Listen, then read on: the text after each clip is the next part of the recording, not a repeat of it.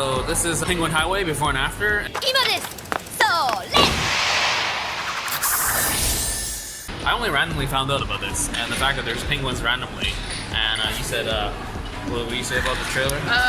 Just really interested in it because Utada Hikaru is singing in this, so... Oh, yeah. And from what I read, the Studio Colorido hasn't done anything. They did a short film before this. The director previously directed this like Sunny Boy and Dewdrop Girl in 2016 or something. So he's not a new director, he's done something. But the studio is new, so that's pretty cool. Yeah, Utada Hikaru doing the theme song is pretty nice. And I watched a trailer. The trailer looked fun. Lady throws a pop can and turns into a penguin, so why not? And from reviews, Alf actually told me about this, and he watched it with his son, and it's like, yeah, it makes no sense, nothing like Hollywood at all. I'm like, great, that's exactly what I want. And I just need to find like a good place to find new upcoming animated films. I'm always missing out on these because they drop at this like Tinseltown like randomly, and it like leaves super fast.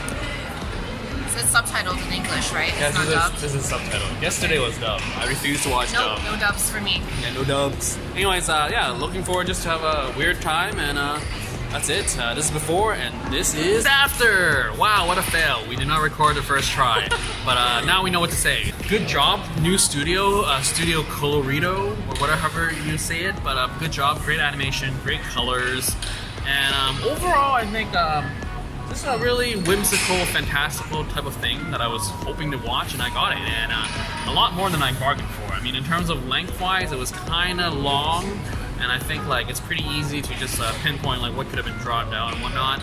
But yeah, what were your thoughts?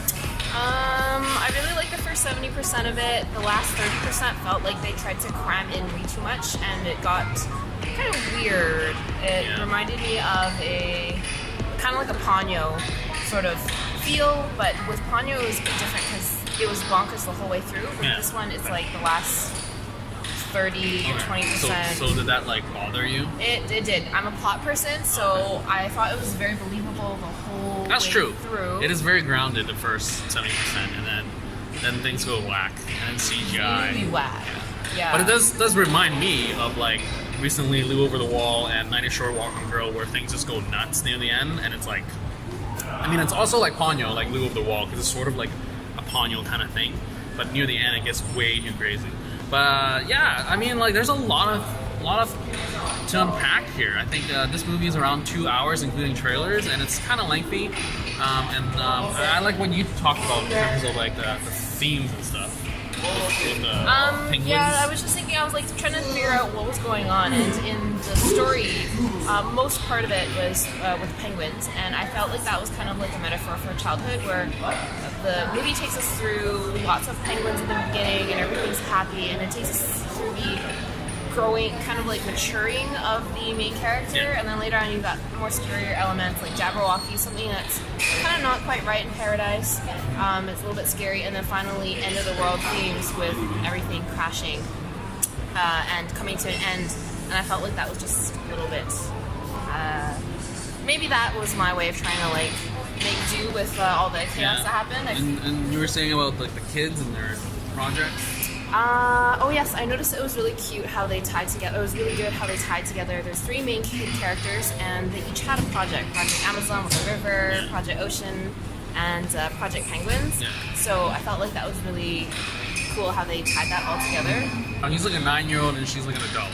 And it's just interesting. I don't think I've seen any recent anime films that have that like huge age gap. So it does come off as awkward when there's one scene where he like sleeps at her house and no one winks, bats an eye type of thing. That was kind of weird.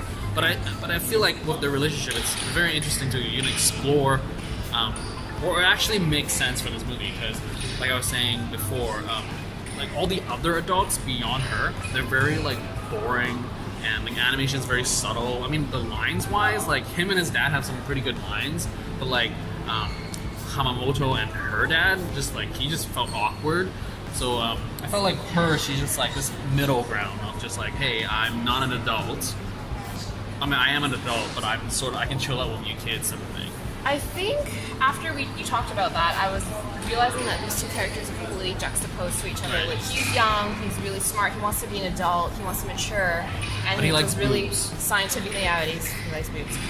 very mature, immature thing. I don't know what you think. But I think it's a realistic thing. I think that's a little nugget that they threw in there, and then they sort of batted around to death. But at the same time, it's like, no, this kid just like she has boobs and he's always. They're nice and jiggly.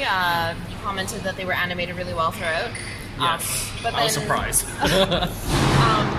And then with her, she's like an adult, but she doesn't have any of that like intellectual part. Yeah, they don't talk. She doesn't talk down to them. Like, Yeah. She tries to join them. Yeah. Yeah. So I don't know. So it was like an interesting contrast. Yeah, I mean, overall, you were saying that you would want to watch this twice to get more of the themes and whatnot. Yeah, just to go again because I feel like this is really trippy. But I think for me, I would want to know maybe like the original novel, like what's up with the original novel, how did it end, how did they tweak and change.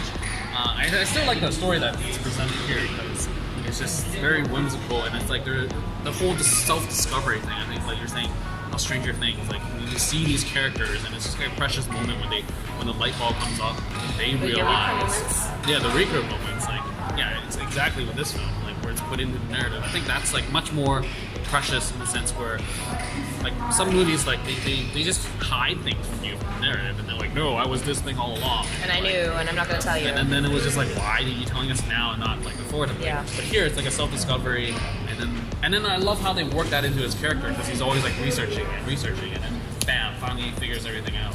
And I sort of like that like the whole notebook thing I really love because it was such a thing that they kept redoing and then it's like this became this thematic thing about his personality and character. I think something that was really refreshing for me is that they didn't use a lot of technology in there. Like the kids weren't like talking on their cell phones, they weren't like researching things on a computer. It wasn't like overly complicated that way. It felt like it was more like simple and pure or Yeah, I would say so. Yeah.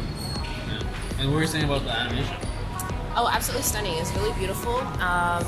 My criticism is, of course, the plot, and I feel like if you're going to put that much beauty, time, and effort, and obviously a lot of like funding into this, like I wish they just throw in. They did win an award from like the Axis Sotoshi Kon Fantasy Animation Awards. So I mean, props on that, like for getting recognized. I don't know if they can see how like the face is really chalky. Oh yeah, you were talking about yeah. Like everything, I don't know if I just zoom in, but you can see like But yeah, you're saying that it's quite chalky. Yeah. And I think the challenge was that like they keep that kind of like chalkiness. Like it's very it's different style. And I like how they keep with the facial expressions, like with the whole blushing and whole getting tired, being glazed over eyes. Yeah. I think the CGI. I mean, like the lame thing was the whole car CGI at the very beginning, where like cars just moved too nice. But then like when things were like tripping out, you see things being phased in and out. I enjoy that. Yeah, I mean overall it was it's a longer than I wish. The pacing could have been improved on, but I think pacing issues for Westerners and anime films has always been an issue. Like they always drag out longer than they need to. But yeah, overall I enjoyed it, and yeah, I definitely will check out what Colorido is gonna do next, and whatever this director is gonna do next as well. He has 2 films already out, so I'll probably check those out. Did I mention Umitarô Hikaru already? Like amazing song near the end. That's what I came for. That is the reason. Did not disappoint. Yeah, so I'm definitely gonna check out that. Is it a single or album? Gotta check I that have no out. idea. But anyways, Sounds amazing. This is it. This is the before and after of Penguin Highway. Keep liking, keep watching, and subscribe and share, because sharing is caring. Out.